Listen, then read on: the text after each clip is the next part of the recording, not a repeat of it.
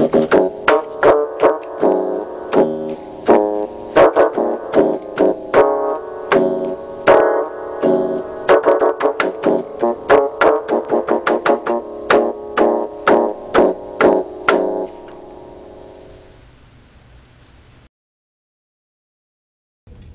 is for all the people who love Twilight.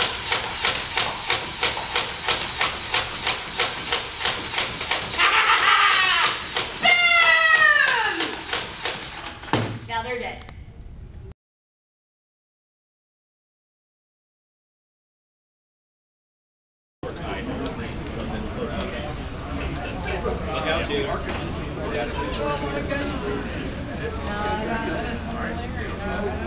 That is so sweet. Okay. So, event, transfer personnel, limiting player 100% take players. I can't pick exact shirts. I want to do something.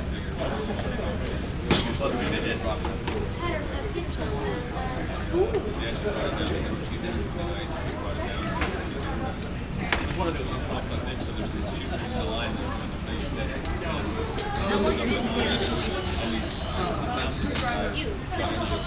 Right out of the Christmas episode.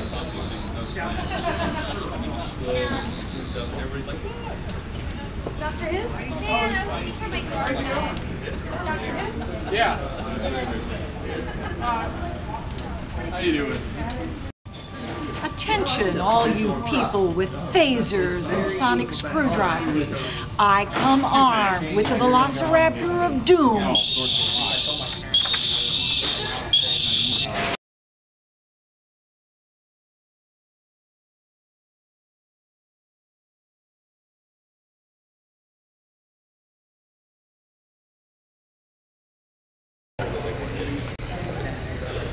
Well, I was very selective with where I studied taught, and once my upper middle class players in school went to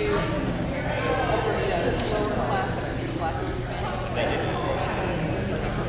with it, I left that school and studied substitute taught in private schools for special needs, not physically, but it's with learning disability kids. Dear lady. And we do have several friends of ours who are authors, and we tend to write diverse styles, but all of us looking at the dark aspects of whatever genres that we're in, whether it be romance, fantasy, sci-fi. We're all just dark people. So we're still learning. We're always learning. Incidentally, at Comic Palooza last year, we did a presentation on starting a publishing company, and this is the handout that we had from that. I've got several copies over there. If you all who just sat down want to come up and grab it, we're not going with that. This is a panel discussion, but feel free to take that as a resource with you. And then if you want an electronic version of that presentation, it is available for free download on our blog. Okay. I'm David Dowd. I'm a writer and publisher for Dust Comics. I have a similar story to his story. I went through a couple of publishers, thought it was easy, found out it's not, but I finally made the call of I'm a publisher who happens to write instead of being a writer who's publishing his own stuff. So that's why I moved into publishing everything from comics from Malaysia, from Sweden, to just anything that I feel like doing, because hey, I'm the publisher. I would suspect that being a publishing company or starting a publishing company means different things to different people. What does it mean to you, and why did you start your own publishing company?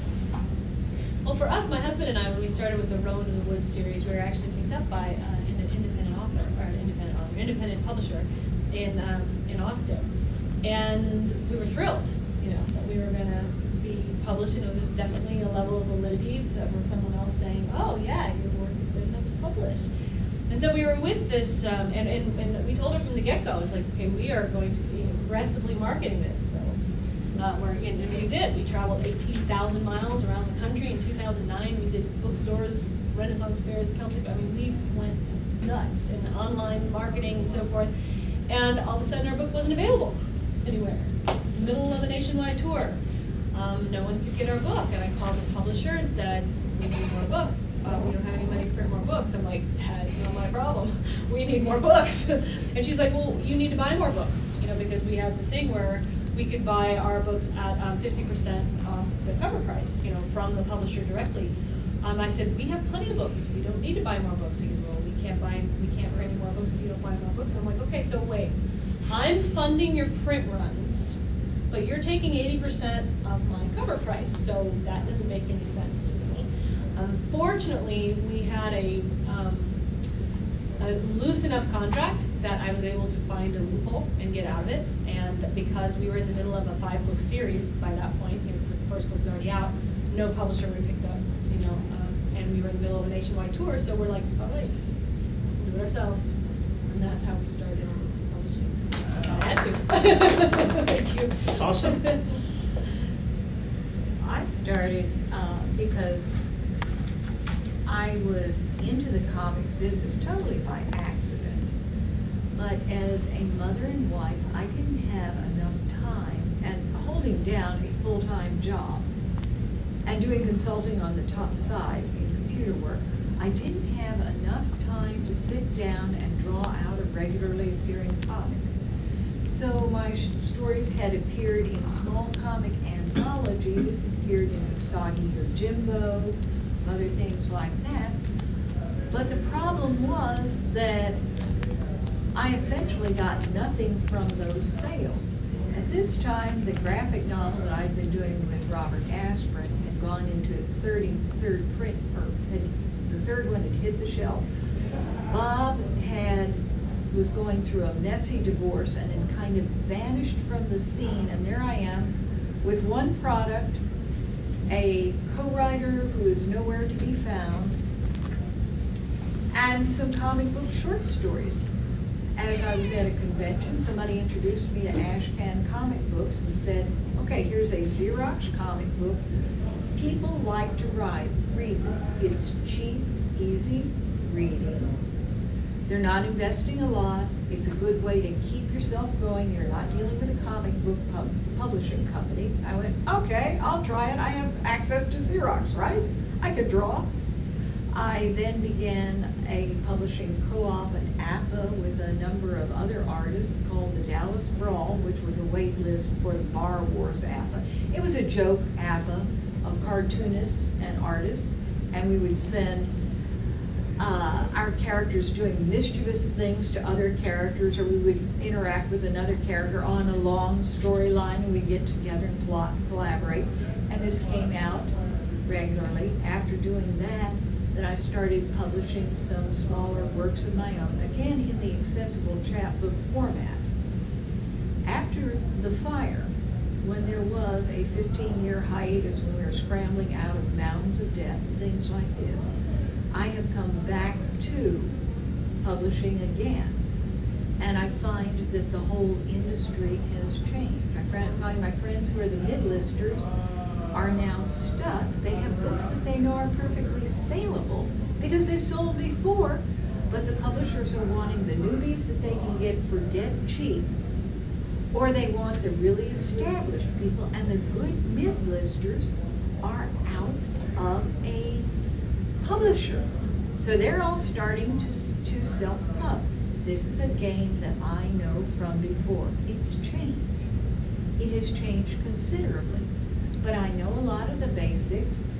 I've done this before. I've published other people. I know how to do it, and am actually working on getting towards an anthology of stories from people that I've seen right before that I miss. I miss these kind little stories. They were healing stories. So, because it's a small venture, I have the ability to venture out into a market, into a field that I think there's a readership for. In this case, it's actually a genre of stories called healing stories, where you tell positive little stories with a funny twist, a funny ending.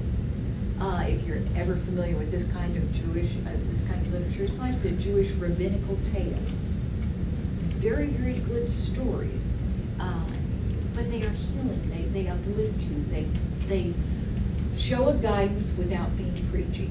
And I think there's a market for some really cool urban fantasy tales along this line, and I know some writers, so I'm punching them, and I've got a couple of good ones. And as soon as I hear back from some more of my writers, I've got another place where I'm going to solicit.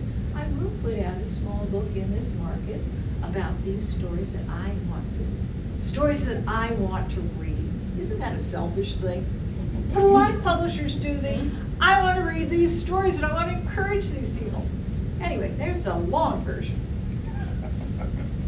Well, I've kind of gone into a little bit of the why factor, why we started Triscope Publishing. Why I thought we could do it is another question that I'll kind of tangentially answer. Heather, at the time, had been employed with which government agency? City of Houston Libraries. Oh, before that, though. The Small Business Development Center. Right. Yeah, it's basically a government grant that basically allows new business owners to help in setting up a business. They get them a counselor, they get them research and marketing reports, and whatever you want, it's all free. Use it, because our taxes pay for it, and we don't know how long it'll last. And so with her background in the SBDC, she was able to help, at least from the business side, get us established as a company and set up a business plan and figure out how to handle things like expenses and taxes. Of course, now we just had to learn how to make books and use the software tools and so forth. And so that fell to me to do. It's been an interesting journey this far. Well, to be bluntly honest, the reason why I thought I could do it was pure ego. I mean, and I think from a more positive standpoint, you got to believe in yourself and all that, but you have to be, I'll talk about that in another panel, you have to be able to separate when it's self-delusion and just, good confidence. And that's when I had a good moment with myself when I was publishing the stuff. To publish other people's stuff, to stop making it about me, make it about other people. Because I had done a lot of the heavy lifting, and I did a lot of the work for myself, but then I'm all like, there's got to be a lot more people like me in those scenarios that aren't as stubborn and dumb to sit there and dig through all that mess, because it is a mess to start publishing on your own, or any small business, really. And so I figured, okay, I'll help out. Why not? I mean, that's the least I can do. Trust me, very easy. And so that's why I finally had a non-selfish moment. I'm like, fine, I'll help other people. And that's what I say in a very self-effacing way, because obviously, like, I do these panels to promote myself, but also, to help everybody else. But I would like to buy a book too, if you could. So what types of challenges have you run into in doing publishing that have been challenging? Shorter list would be the easy stuff, but challenges would be. Well, I'm sure you don't have to get into the detail of it, but what do you see as the challenges of being a publisher? Time. All people. Yeah. See, it's hard. That's the one thing I did make allowances for is time. I got nothing but time. It's the other issues I have. I don't know. As a writer, I don't have a whole lot of time. Everything I do as a publisher takes away from my writing. Okay, Yeah, yes, that, when you start segregating the jobs. If you're an author and a publisher, you're not only running a publishing company, especially if you're dealing with other authors and finances and royalties and distribution and things, but then as an author, you're trying to write and trying to market, so yeah. Yeah, because this week, besides this is just marketing, all I've been doing is contract work in art direction. I haven't gotten to write anything. I'm all like, oh my God. Yeah. And some of us have 40-hour week jobs or careers that we also have to. more. Or more, yes. Yeah, so definitely, I think time is a good one. Now, when I ran into that problem, what I did is I had a friend who was a fan who had a handicapped son. And I said, look, I need some mail-out help, I need some general office support. I will pay you, I'm sorry I can't do any more, but I can pay you minimum wage if you'll just show up for a couple hours and help me out here. Okay, this was a win-win situation. She could not leave her child, but she could not take this child to any other workplace. So I get some stuff done, I can direct her to do the things like, here's an order that just came in, can you put the books in the envelope, take it to the post office? I can spend my time creating, editing, doing other publishing jobs. She can take this burden off of me. Everybody wins. And that was when I was in that situation like you. I looked for how many everybody wins situations can I create where we're all teams and we all move together quickly. I get what I need done and still have time to do my own work that helps the press. I work a full-time job. I go to school here at night for 2 courses. I'm a writer. I write fairly prolifically, and I'm lucky to have my wife do my editing and to do a fair chunk of the publishing side of it and design the covers. So I'm lucky to have somebody to take some of the load. For most creators, if you have a Muff Musgrave, Real Musgrave's wife, Muff Musgrave, is one of the best marketers, etc. for him. If you have a partner that will do that, you're lucky. I didn't. I was a one-person operation. Let's take a moment and see if there's any questions in the audience here to help us direct. Let me ask you this from the business side. If we were to probably attend any standard class on entrepreneurship, including here, they would give you, I guess, which is the classic statistic, that 80% of new businesses fail, undercapitalization being the biggest reason. Actually, 90%.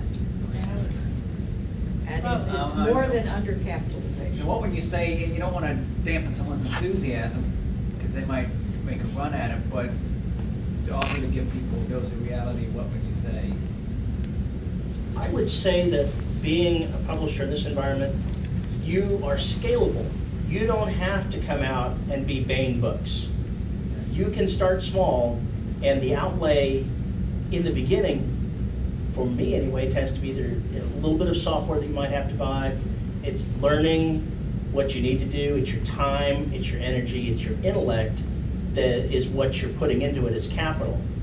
Yeah, because what I would argue, that sort of scenario they're describing is traditional business of you're buying a building, you're buying inventory, you're doing all this stuff. And that today, with today's technology, no, that's, to have a huge outlay in like publishing, you've got it insane. I mean, yes, there's gonna be money, but if you're dropping a lot of money, I mean, you're gonna have to spend money, yes, it's not gonna be free. I mean, you could do it free, but you're gonna get as much into it as you put out of it. Dude, that's why when saying it's failed, no, you could stay as an indie publisher forever if you really wanted to. It would never die off because today's technology and culture, it's mutable and all that. So that sort of mentality, and that's one of my pet peeves about colleges in general. They're a little outdated on these sort of things. Is that's old school thinking. New days, modern day thinking still hasn't been sorted out. We were talking about that in the marketing panel. No one knows what's going on. We all have good ideas of what's going on, and some of us are better informed, but none of us here can tell you, come back to us in 2 years and tell us if this way works or not. None of us can say that with certainty. Now, I'd argue that point because in business, what they are teaching you is coming up with a business where you are self-sufficient and making enough to pay your rent, gas, money, etc. Small publishing, you ain't gonna do that. Yeah. No, you're not. So it's Well, and that's one of the realities though. Yeah. Do not come into this business thinking, because that's especially the way comics are so hot with the movies and all that. Everyone's like, I'm gonna make it big. No, you're not gonna make a dime. Come in expecting that. I'm not saying you won't make a dime, but if you come in with that expectation, then there's nothing but, you know, pleasant surprise for you later, and that's just healthier. Because at the end of the day, I like to think that the passion you're doing for the work will show through. Do the writing because you want to do the writing, not because you're all like, I'm going to become the next so-and-so and have, like that one for the money, that from that book series or whatever type. And Ivanovich? Yeah. Yeah. Don't go in with that Yeah, if mentality. you're going into publishing to make money, don't go into publishing. Yeah, Selena It's almost the same Rosen, thing with writing. Selena Yeah. Rosen at Yard Dog Press, I think, is one of the more successful small presses to start within the past 15 years. And Selena will tell you that it's very, very difficult. And she has good lines, she has good product, she's got authors who will get out and literally do the dog and pony show. Good marketing, excellent marketing. But if you look at the reality though, they are very niche, and they're stuck in a certain, not stuck, but they are in that place. They have found their market. Yes.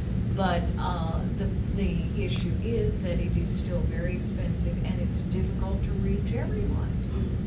Another angle to keep in this is that while print books are fabulous, as a beginning publisher, you don't necessarily have to go to that until you are ready. E-publishing is inexpensive.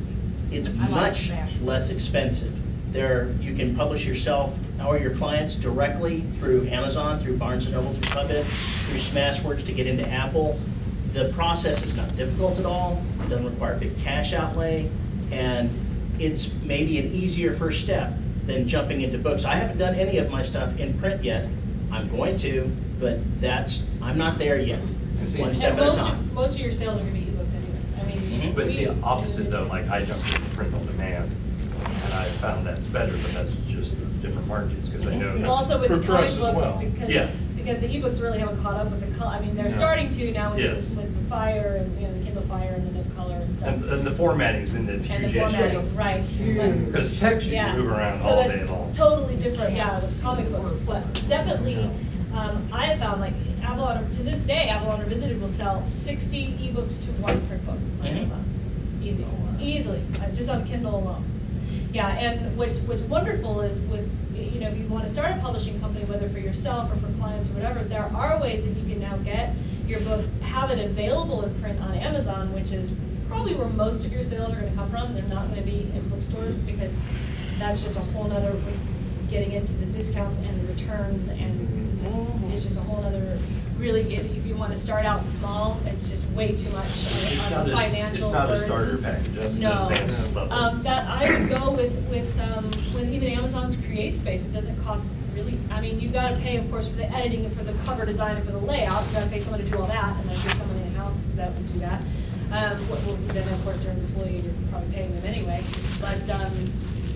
But you get that up on, and then you don't have to even order any copies for yourself unless you're doing an event like this, or you're, you know, going for an event, or the author's going for an event somewhere. But that it's available for the 1 or 2 or 3 copies that you might sell in a month. But still, all your marketing and the author's marketing is you just funnel into Amazon, and they can choose the Kindle or.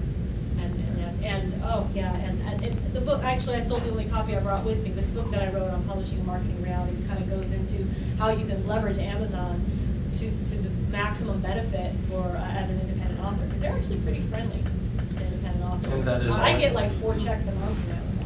And see, that's interesting, because like on the comic book side, no, you're No. not. Yeah. Amazon's not a way to, it can work, but it's just another tool that you're gonna have to crank out. And it's annoying, because you hear all the prose authors like, oh yeah, it's a big money machine. I'm all like shaking it violently, like there's no money coming out of it. Yeah. Exactly. Not for comics, yeah. For us, though, we started with print. Print was something, at least when we started, that we understood a little better. I have to admit, though, our first book we initially produced in Word and then had to convert it to a PDF format for the printer that we were using at the time. The print-on-demand printer was Lulu.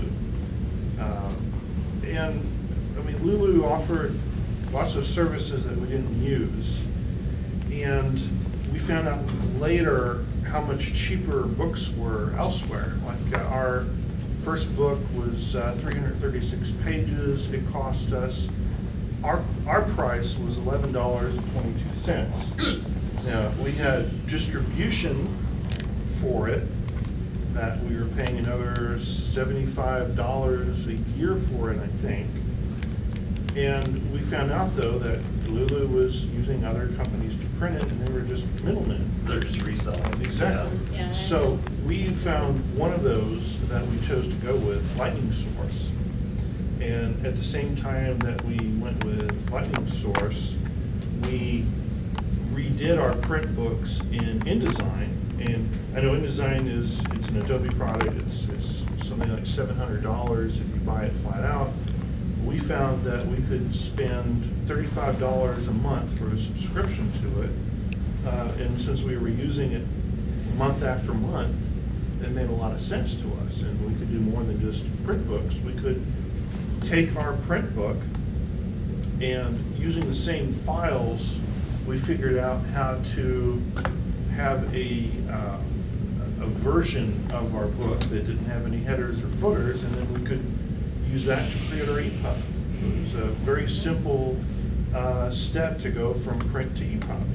And one of the features of InDesign is the ability to export EPUBs. So now all of our print books are in EPUB format, Amazon, Pivot, and Puppet, or however you want to pronounce it, and lots of other places. Amazon's KDP, Pivot is Barnes & Noble. Oh, Right, yeah. right. Yeah, I'm with him there. I highly recommend design for layout.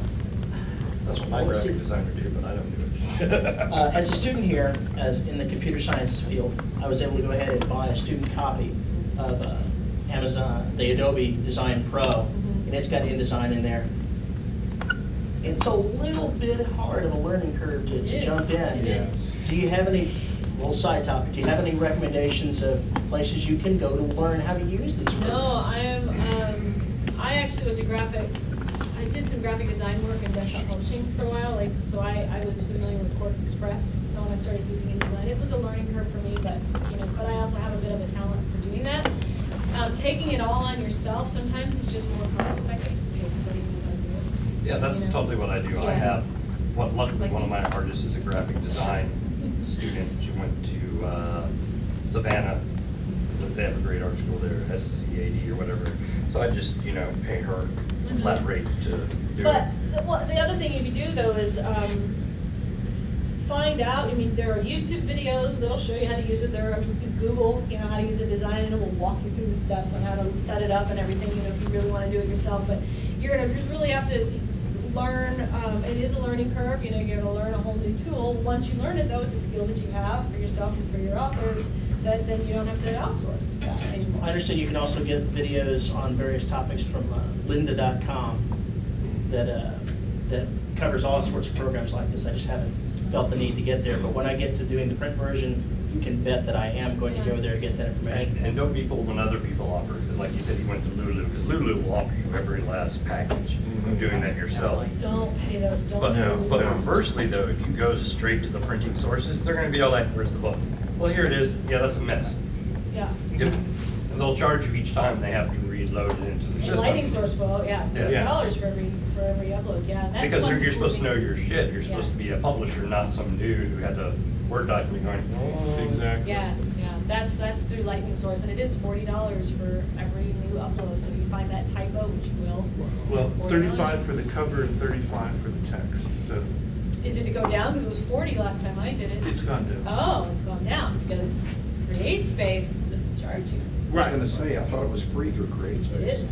But remember when I said But that's more $11? geared toward the DIY Yes. sort of printing, where Lightning Okay, Source, well- Lightning Source is all like expect you know, you have it all down. Yeah, Lightning Source doesn't work with authors, they only work with publishers. And that's one of the reasons though you can get better prices with them, because they don't have that overhead department. They're not trying to offer you a DIY service, they're just printing the books, so. And per book print through Lightning Source is generally less than per book print through CreateSpace. Also through Lightning Source, the more you buy, the lower the per book cost. So Yeah. they do bulk discounts and CreateSpace doesn't. You buy one book or you buy 1,000 books, and it's the same price per book. And LSI will even do traditional print if you really want they will to do get. it. Yeah, they will do We got offset. some offset printing from LSI, that's Lightning Source.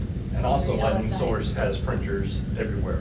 Like if you go to Amazon Japan right now, you'll find my book in there. Yeah. I'm not saying I get sales from Japan, but there's a printer in Australia ready to go. Yep. Yeah, UK. We're so- Should it ever take off, it will be Yes. ready. It's there. You had a Want to question? sail in Australia? All right, yeah, a question.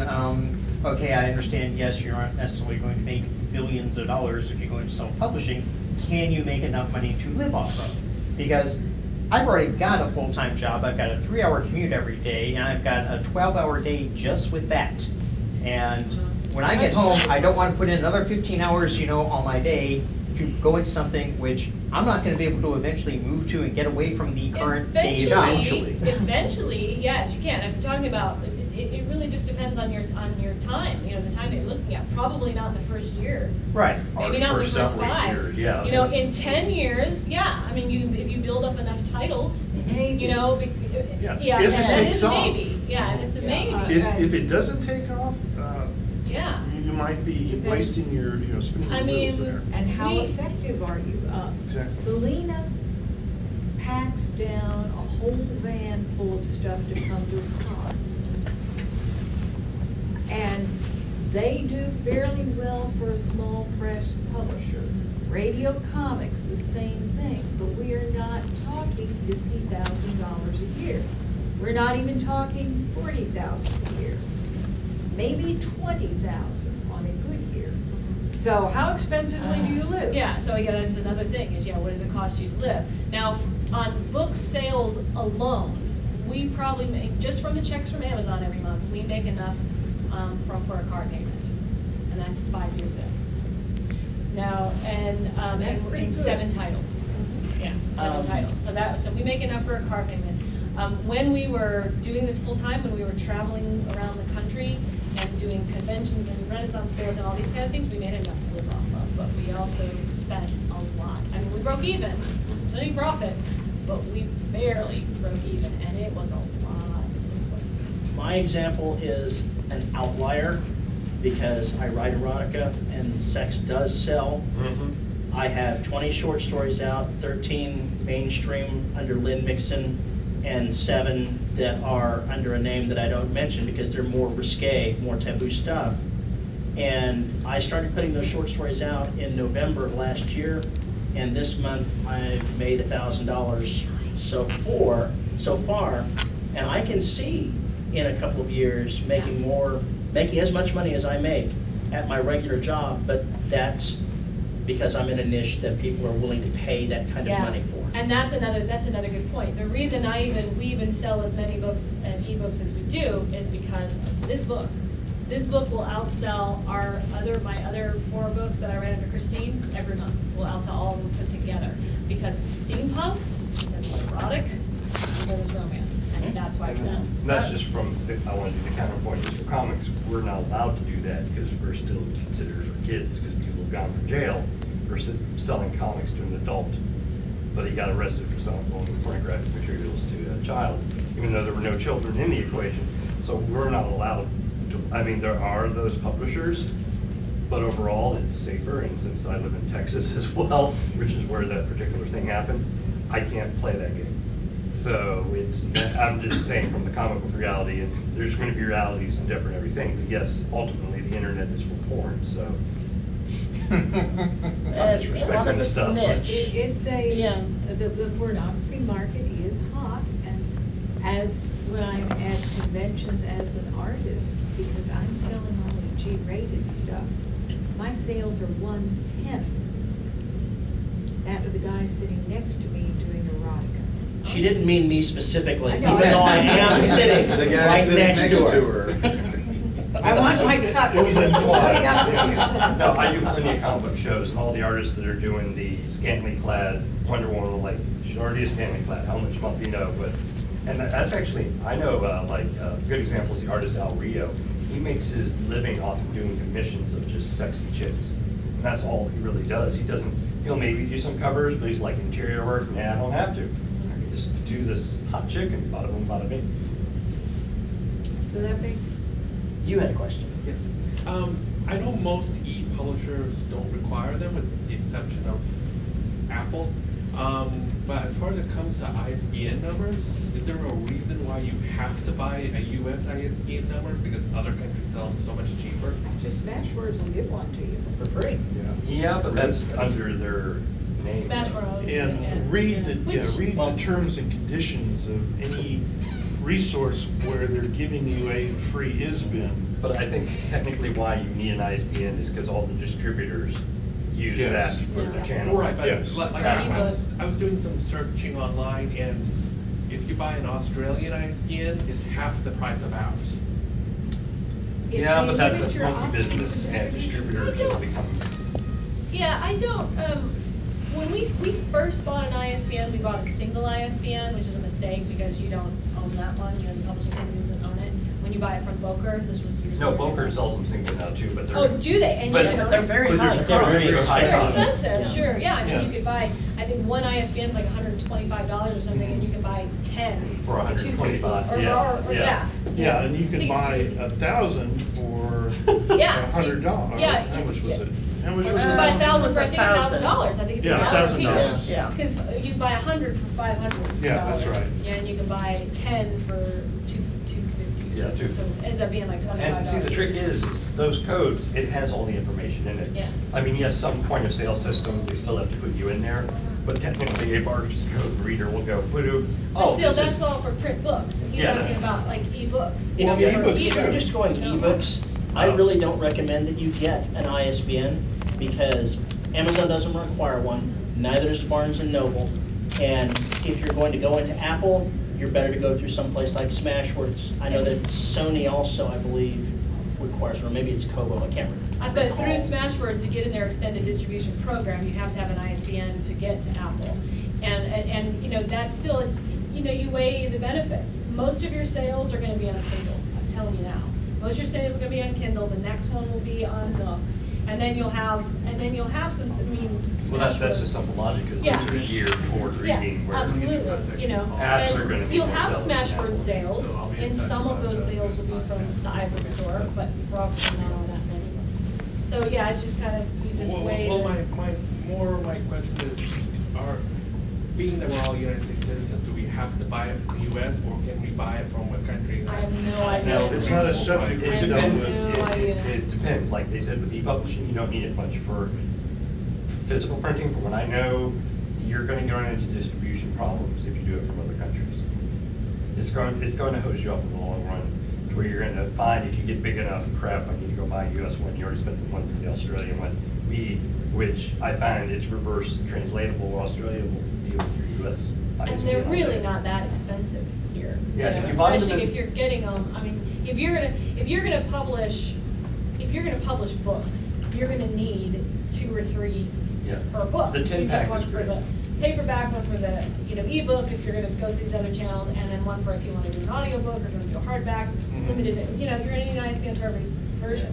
But Most on the just buy other 10. hand, if you wanted to just get in, you could go Smashwords, get their free ISBN, then repackage your book later when you Yeah. think you can buy And it's a new one. edition, so you can Yes, remarket it, exactly. And so. that, I think CreateSpace would give you an Yes. ISBN too, don't they? Yes, Yeah. And so I mean, will Lulu. But again, It's be okay. sure But then you Lulu read expensive. the terms and conditions Yeah. to see about ownership and rights, Yeah. because if they're giving you the ISBN, they may have more control over the title than you would want to. Well, yeah. Yeah, if they want something for absolutely. their money. And then they'll be under their imprint. You'll have CreateSpace as your imprint or Lulu as your imprint, not your publishing company if they give you the ISBN. Now, I know with Smashwords, they'll give you one, but I think for $10 or something with Smashwords, you own it. And then you Yeah, buy I mean, it. it's a pretty cheap deal, Yeah, and it's- I like their way that you can upload and get all the different formats. Yeah. You have to check them because it's software and it does funky things when you throw it into the software. Yeah, it's a meat grinder.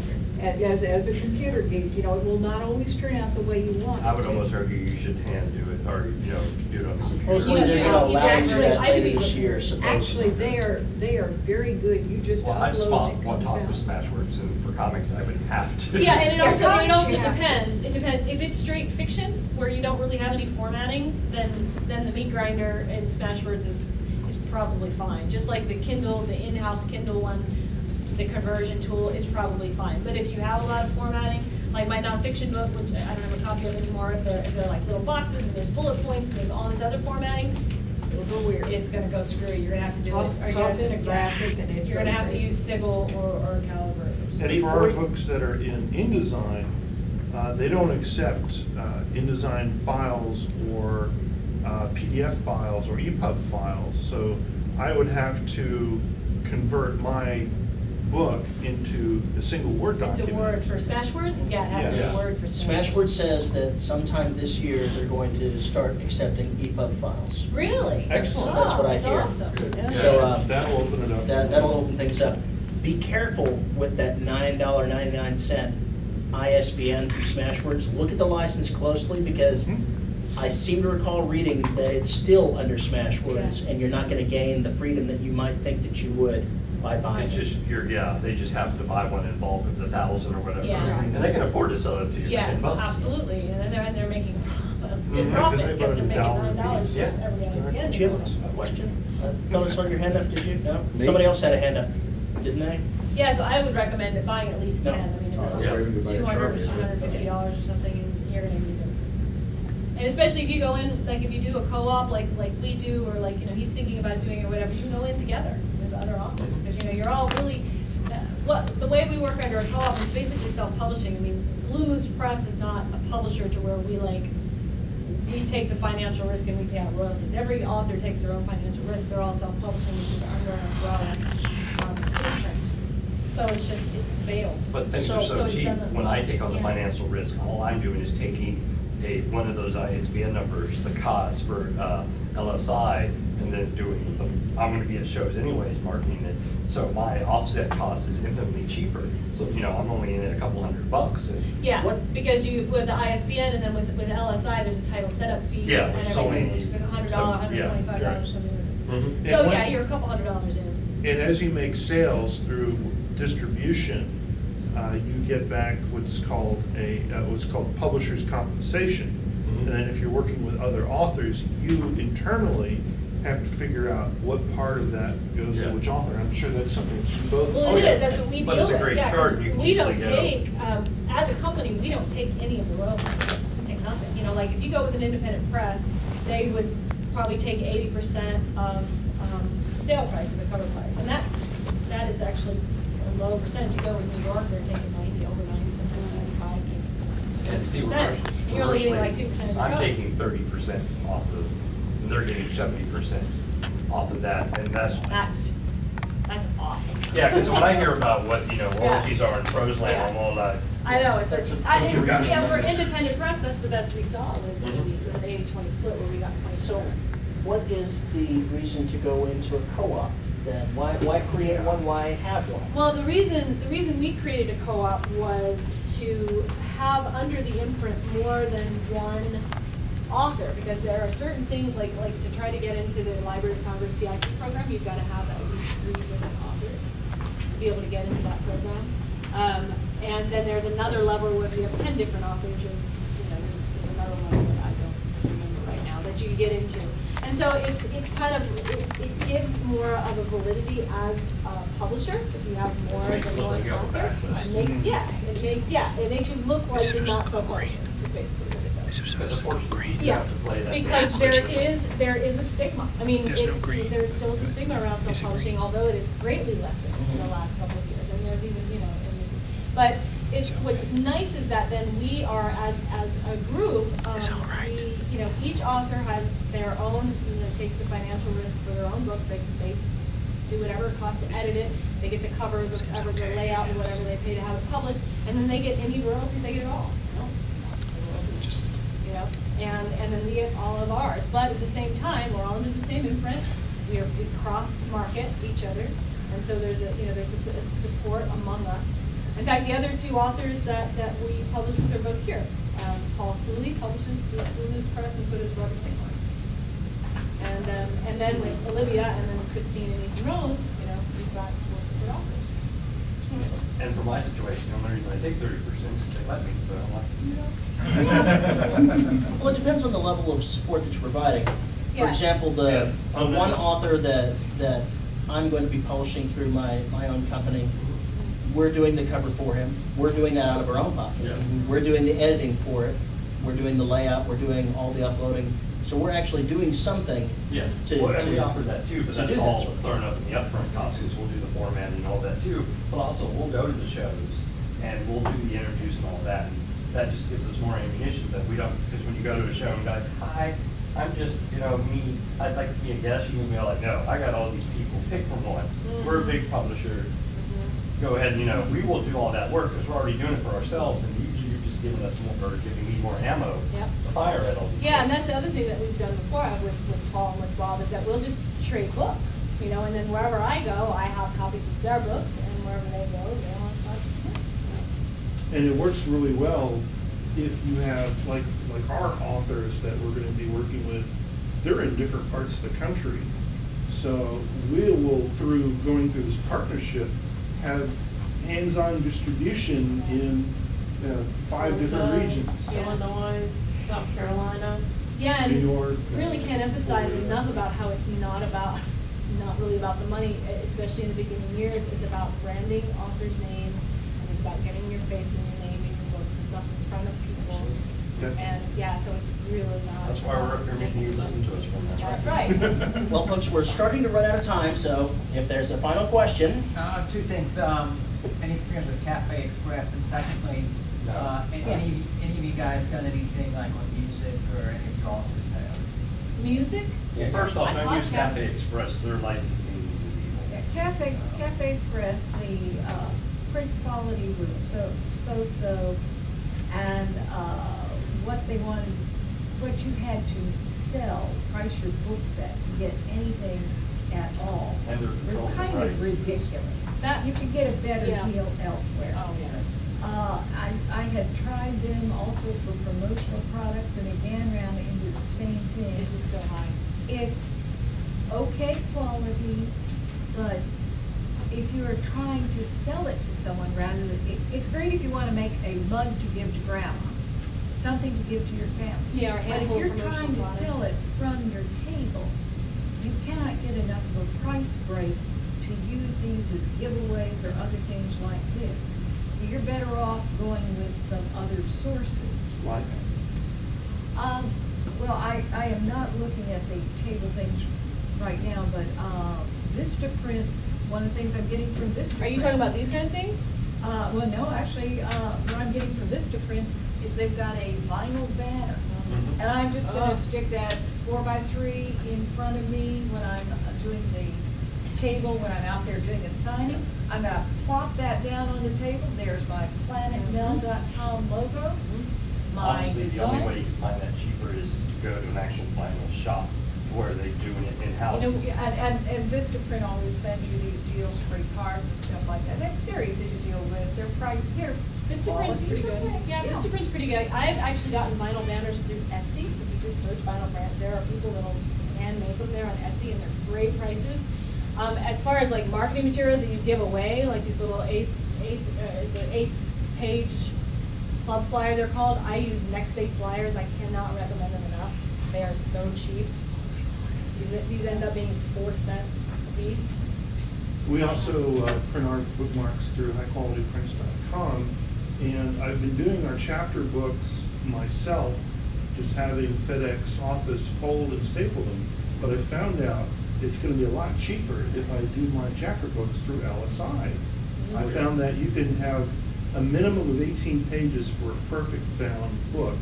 So Wow. mine is 36 pages. Nice. So it's gonna cost me, including shipping, about $1.40 per book, where right now it's costing me somewhere around $2.50 plus gas and time. If I was gonna have FedEx do it, it was gonna cost me $5.50 each. Who's your bookmark maker? LSI Lightning Source. Lightning Source is still free bookmarks, okay? Yeah. Oh, no, bookmarks, no, I'm sorry, bookmarks was highqualityprints.com. Yeah, and nextdayflyers.com, they do bookmarks, business cards, and those club flyers, and a gazillion other really great things. Oh yeah, and they're so cheap.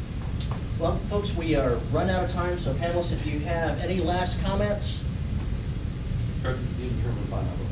That's right. Or buy their book. Our books, yeah. Or our Yeah. books. Planetmail.com, find out about my books. Yeah, you can find me on at omgray, that's grey.wordpress.com. I podcast and blog, and that's where my steampunk stuff is. Also, christinerose.wordpress.com. That's where you'll see the publishing and marketing realities books. I'm sure writers and publishers that might be more interesting for you.